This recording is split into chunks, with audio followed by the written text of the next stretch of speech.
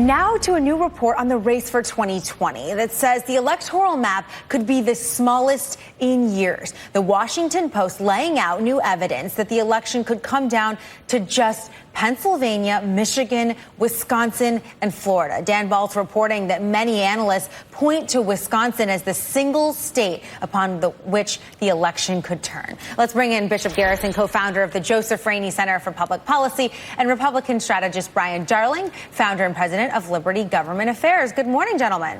Good morning. All right, Bishop, do you agree with this assessment that the electoral map is going to be this narrow? And what does this mean for the eventual Democratic nominee?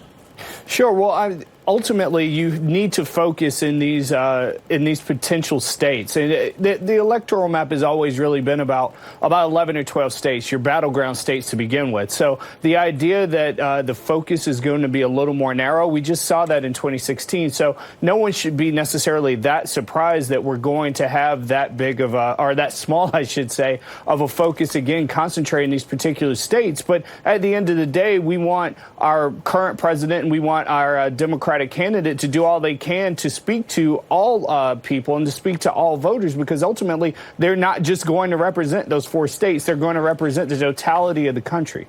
Brian, what do you think Republicans are learning from what happened with Hillary losing Wisconsin and now this new narrower electoral map? Well, President Trump clearly, when he was running, changed the map and opening up Wisconsin and Michigan and changing a lot of what people had thought going forward. Now we look at those states as swing states, and before they were pretty solidly Democratic. So I think the map has changed a bit. It may change again. I know that, there are other states that Republicans and Democrats are looking at, but ultimately it is going to come down to Wisconsin, Michigan, Pennsylvania, and Florida, and we're going to see these candidates flooding into those states and spending a lot of time trying to get those voters on their side. Right, but the president has also already lost a notable amount of support in these four states. According to that new Morning Consult analysis of his approval numbers in July of this year versus where he was back in January of 2017, we're seeing that it found a net negative approval rating in all four states. And then if you look right at Wisconsin, it's negative 14. Brian, what do you make of this for his reelection prospects just by the numbers right now? Well, the numbers aren't great, but look back to the election of 2016 when President Trump was widely viewed as losing Wisconsin. Ron Johnson, when he was running for re-election in the Senate in that year, nobody thought he was going to win. So I think the polls this early they're an indication of where the American electorate is going, but they're not dispositive. So I wouldn't put too much weight into these early polls. Bishop, you've also got a number of Democrats who are calling to eliminate the Electoral College. Of course, this is why the map is so narrow here. You've got Mayor Pete Buttigieg saying it, Senator Bernie Sanders and Senator Elizabeth Warren. But Congresswoman Alexandria Ocasio-Cortez's push is also getting some attention here, and she's pointing out the population question associated with the Electoral College. Listen to this. We're coming to you live from the Electoral College. Many votes here, as you can see.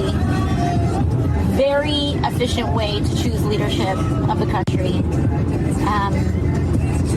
I can't think of any other way, can you?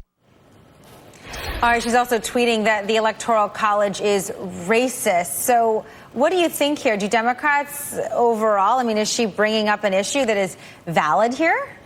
Well, I think there needs to be a broader conversation about it. I think they're intellectually speaking from the idea in the modern day as to whether or not we actually need it is a very valid point. It's the same idea as to why we vote on the same day as we do. It's historically unnecessary at this point. So there are definitely conversations that we need to have around our processes. But right now, I think candidates need to be focused a bit more on their messaging, their policies, and how they're going to bring true change about for these voters. I'm not saying that it's not important. I definitely feel that we need to have a deeper conversation, but that's not something that's going to be resolved in 2020. Right now, I think candidates need to be focused on why they believe they should be president over President Trump and bringing that message home to voting Americans.